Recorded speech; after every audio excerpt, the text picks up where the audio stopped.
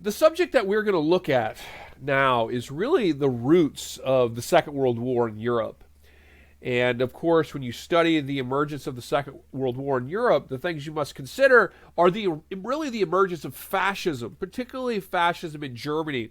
Now, of course, the Italian fascists led by Mussolini actually predated those of the Nazis, at least in their control of a whole country. But of course, Nazi Germany, the fascists in Germany, were very much the most destructive force causing and carrying through the Second World War in Europe. So we have to consider a number of things when we think about this subject. One, and this is very, very important for democratic societies today, because the reality is Nazi Germany, Hitler did not rise to become the authoritarian dictator of Nazi Germany in a military coup. Hitler did not overthrow the government. He tried in 1923, but that was an immediate failure. But in terms of when Hitler becomes the dictator of Germany in 1933, and when the Nazis control every aspect of German society, they shape Germany into a totalitarian state.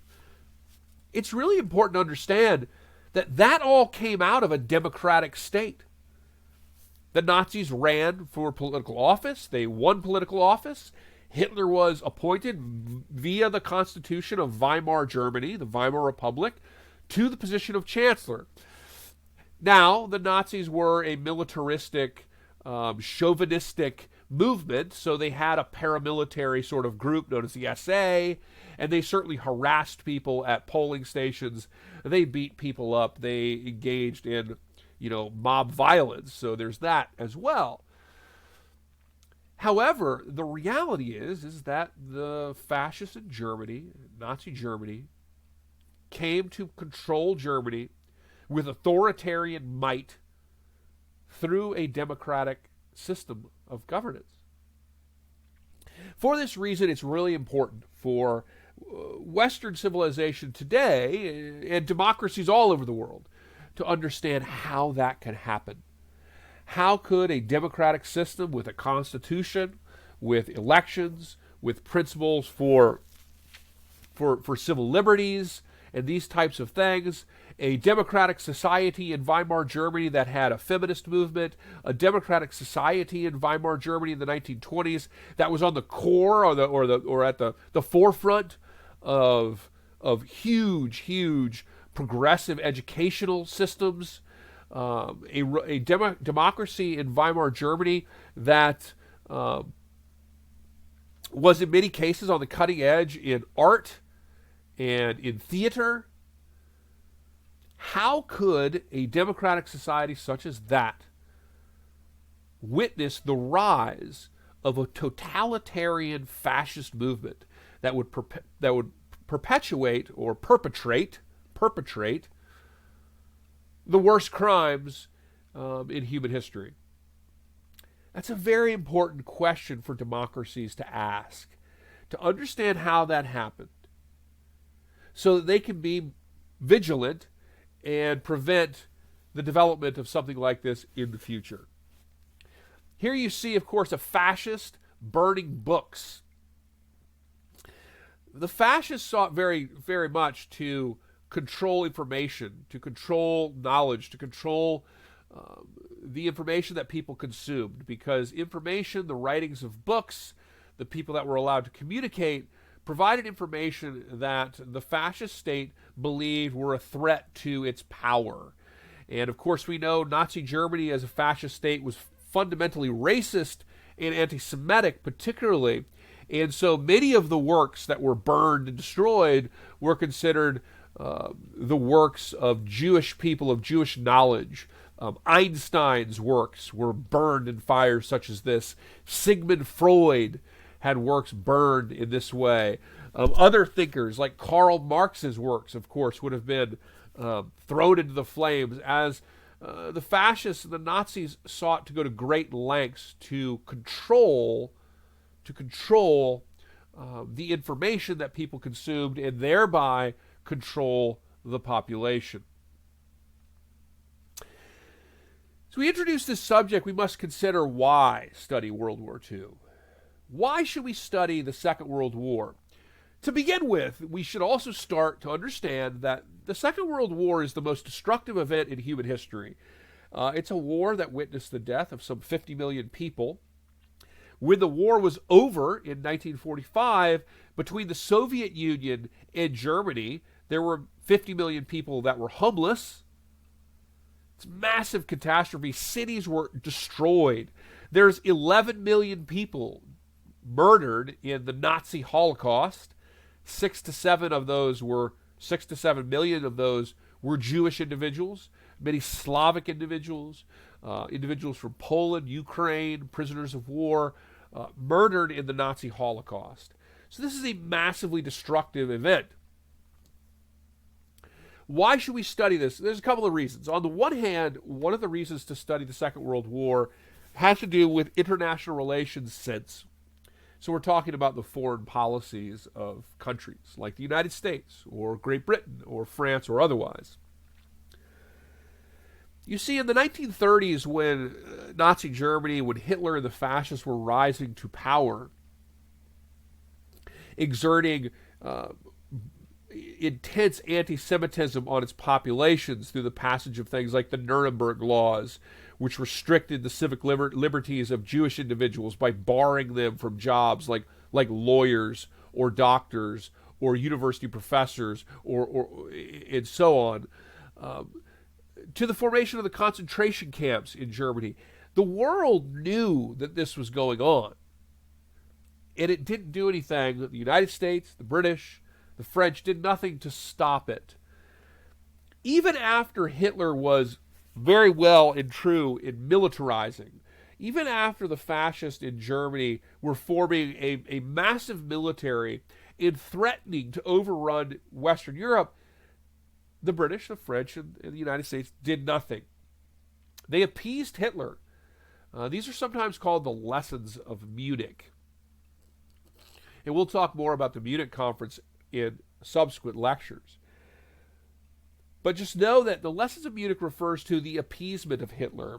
Appeasement is a term that refers to effectively giving an enemy, giving a threatening entity what they want and hoping that they will demand no more. In 1938, Hitler was appeased by the Allies in an event known as the Munich Conference, in which portions of Czechoslovakia were given to Hitler. Hitler was appeased in other areas as Nazi Germany, started to rearm, violating the League of Nations international agreements that it had agreed to under the Weimar Republic.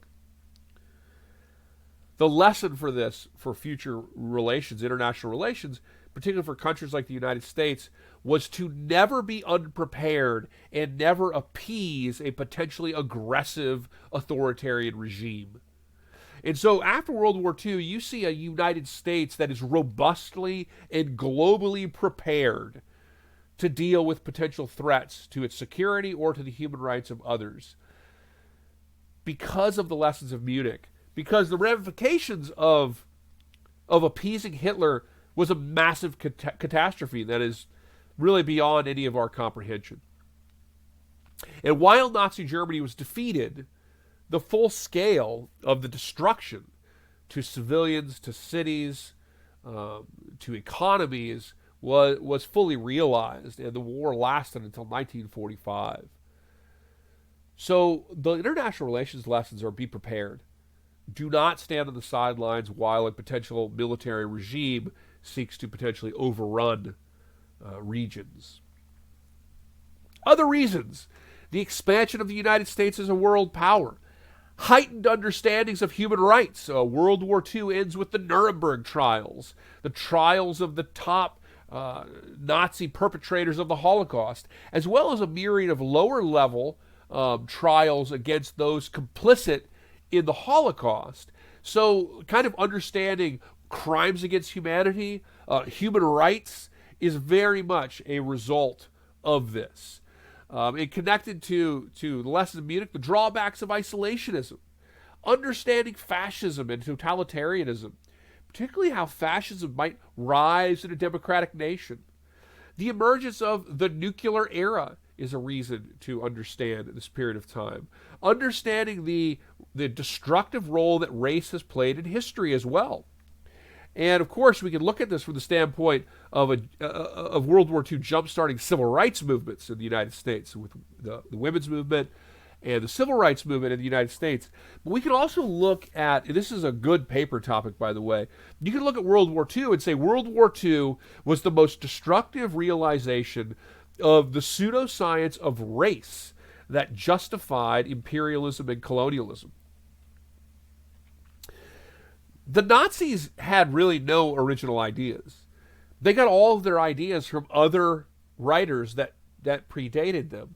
And so the idea of racism and eugenics and these types of things that the Nazis deployed in perpetrating this crime of the Second World War were actually ideas that all of the imperial powers of the 19th century were complicit in, because they had all deployed the pseudoscience of racism as a way of justifying their colonial conquest and control of people in the developing world. And Nazi Germany took these ideas and used them to apply them to Nazi Germany in the 1930s and 40s. Why does the Second World War occur in Europe? Why does Nazi Germany rise to power? There's a number of reasons that allow Nazi Germany to rise to power within the Weimar Republic. First of all, the Nazis were a fascist movement. They were an extremist movement. And Germany, of course, at the end of the First World War, Germany was born into its first republic, the Weimar Republic. The Kaiser was forced to flee Germany, and Germany was defeated in the First World War. Many of Germany's cities faced revolutionary violence, and the government of Weimar was forced, they didn't have really a choice, to sign the Treaty of Versailles, which is a very probably unfair treaty on Germany, all things being equal. Germany was forced to accept full guilt for the war. They lost territories. They had huge reparation payments in the way of, in modern currency, some $500 billion in reparations to pay. Very, very difficult for this new German state to handle this, given the destruction of the First World War. The Treaty of Versailles was really the first sort of piece of propaganda that fascists like the Nazis would use to deploy in their consolidation, in their seizure of power. It was a piece of propaganda. And the argument that they generally made was that the Treaty of Versailles was a conspiracy against Germany to destroy Germany, that an international community sought to weaken and destroy Germany, and the Weimar Republic was complicit in this. And that's a really important thing to remember. When it comes to the Nazis, the number one element of their propaganda, and all the elements of anti-Semitism related back to this, the number one element of Nazi Germany propaganda was anti-democracy, was anti-liberalism. The Nazis' goal was to destroy democracy, to destroy liberal democracy. And Versailles was like the first kind of tool for this, because they blamed the democratic government for creating the Treaty of Versailles. And as a result, this was the first thing that they would do to seek to discredit the democracy of the Weimar Republic, as their goal was always to destroy liberal democracy. That was their foremost goal. And so all Nazi propaganda in the 20s and early 30s was really aimed at undermining and discrediting liberal democracy. The Nazis were a radical movement. And so a radical movement like the Nazis was really only possible in terms of gaining a large degree of power in the cases of crisis. And so it's really the Great Depression and the economic collapse of 1929 that fuels the Nazis' rise to power. Before that, Versailles had damaged the German economy, and there was a hyperinflation event in 1923. And the Nazis had tried to capitalize on this and overthrow the government in an event called the Beer Hall Putsch, or coup. And they had failed miserably, and Hitler was sent to prison. And for the majority of the 1920s, the Nazis were an unremarkable movement, meaning there was not much to say about them. They were not relevant in the German economy, and they don't really become, or in the German political world, and they don't really become relevant in the German political realm until the Great Depression. Because when the Great Depression happens, this global event that affects the United States, Western Europe, the entire world economy, people in Germany are in a great deal of desperation. And this is when Nazi propaganda really, really plays to the people of Germany. The Nazis held rallies constantly. They were always out there staging events, having rallies, putting their propaganda out there. And in a time of desperation, they spoke to some of the concerns of middle class and working class people. And they were able to use that sort of time of desperation to build up political power and gain seats in the Reichstag, the German parliament, and eventually gain such an amount of votes that Hitler would be ultimately appointed to the chancellorship of Germany by the President Hindenburg. So that had some of the political problems, political stagnation that were connected to this and the Great Depression. Also broadly, if we look at U.S. and Japan, you have, of course, empires, the U.S. empire in the Pacific, the Japanese empire in the Pacific, which we'll talk more about when we look over to that part of the world. But right now we're focusing on Europe. And, of course, connected to all of this in Germany, the rise of fascism.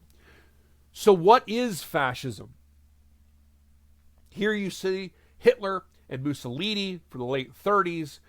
Mussolini here, of course, the Italian fascist. Hitler here, the German fascist. What is fascism? This is an important thing we need to start with thinking about. Fascism is first and foremost a form of extreme nationalism. It is extreme nationalism in the sense of how it defines its nationalism and how it seeks to advocate this nationalism. It is extreme nationalism because it is a belief that the nation is made up of a very particular racial or ethnocultural group. It is a belief that the nation, the modern day nations like the United States are really, the idea of that you're a part of the nation is really made up of the fact that you participate in and accept important civic principles. It doesn't matter what your race, ethnicity, religion, or whatever is, as long as you accept the core civic principles that are fundamental to the United States. Well, fascist movements argue that the core of the nation is in fact a racial or ethnocultural group. That you have to be part of this particular racial or ethnocultural group to be part of the nation. Fascists argue that that particular group is under challenge, facing destruction from threats both internationally and nationally, and that in order to respond to that, they must be militaristic and extremely nationalistic in eliminating that threat both domestically and typically expanding its power to secure greater power for its particular national group. So it is the idealistic view that the group, this particular group, a racist or ethnic or cultural group, is under challenge, facing destruction by the forces of an international conspiracy working within the country and outside of the country, and have to be protected through militarism and purification. Purification meaning eliminating those outside groups, relegating them from within the country, and advancing the country through military means. That's generally how you would define fascism, at least as it has existed in history. It is usually authoritarian. It's typically militaristic, a form of extreme nationalism that defines the nation as a particular racial or ethnocultural group.